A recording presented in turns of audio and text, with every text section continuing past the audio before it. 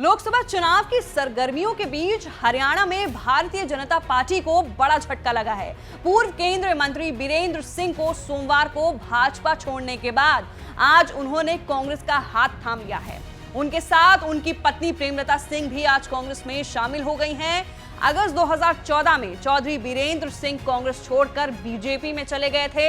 ऐसे में ये उनकी करीब 10 साल बाद घर वापसी है।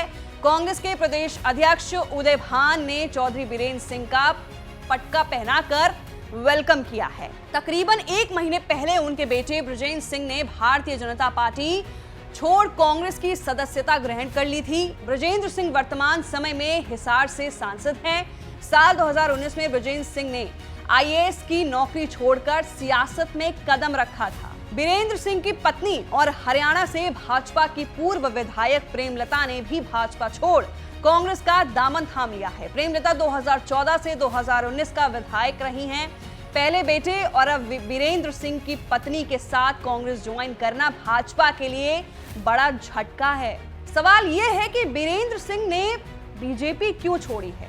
ये पूछे जाने पर कि उन्होंने भाजपा क्यों छोड़ा तो बीरेंद्र सिंह ने आगे कहा कि वो 42 साल तक कांग्रेस के साथ रहे हैं, लेकिन 2014 में कुछ कारणों से भाजपा में शामिल हो गए। उन्होंने आगे कहा, जब मैं भाजपा में शामिल हुआ तो मुझे पता था कि इस पार्टी की विचारधारा अलग होगी और दोनों दलों की विचारधाराओं के बीच कुछ मतभेद होंगे।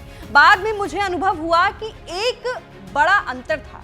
आगे उन्होंने कहा, अपने राजनीतिक जीवन के दौरान मैं ऐसे लोगों से जुड़ा जो समर्पित समर्थक रहे हैं। अब आपको बताते हैं कि आखिर कौन है बीरेंद्र सिंह जो कांग्रेस में शामिल हो गए। बीरेंद्र सिंह किसान नेता सर छोटू राम के परिवार से आते हैं। उनके पिता चौधरी नेकी राम भी बड़े नेताओं में शुमार रहे हैं। उन्होंने करीब 42 साल तक कांग्रेस में रहने के बाद अगस्त 2014 में पार्टी से इस्तीफा दे दिया और बीजेपी में शामिल हो गए।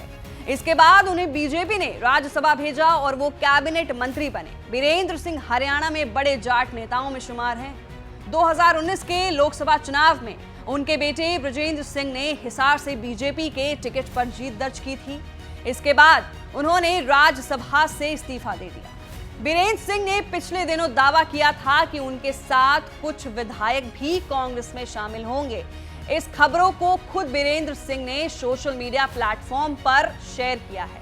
पिछले कुछ दिनों से बीरेंद्र सिंह बीजेपी और दुष्यंत चौटाला की पार्टी जेजेपी पर हमलावर हैं। उन्होंने 28 मार्च को कहा था, जेजेपी बीजेपी की बी टीम नहीं, ये बीजेपी के रिजर्व प्लेयर हैं। जेजेपी ने कहा है कि सभी सीटों पर उम्मीदवार उतारेंगे। ऐसे में बीजेपी सोच समझकर जेजेपी से कहेगी कि किन किन सीटों पर उम्मीदवार खड़ी करनी है। राजनीतिक हलकों में चर्चा है कि 78 साल के बीरेंद्र सिंह सोनीपत के सीट से कांग्रेस के कैंडिडेट हो सकते हैं। बीजेपी ने सोनीपत की सीट मोहन लाल बडौली को उम्मीदवार बनाया है। 2019 के चुनाव में इस सीट से पूर्व मुख्यमंत्री भूपेंद्र सिंह हुड्डा खुद चुनाव लड़े और उन्हें हार का सामना करना पड़ा था।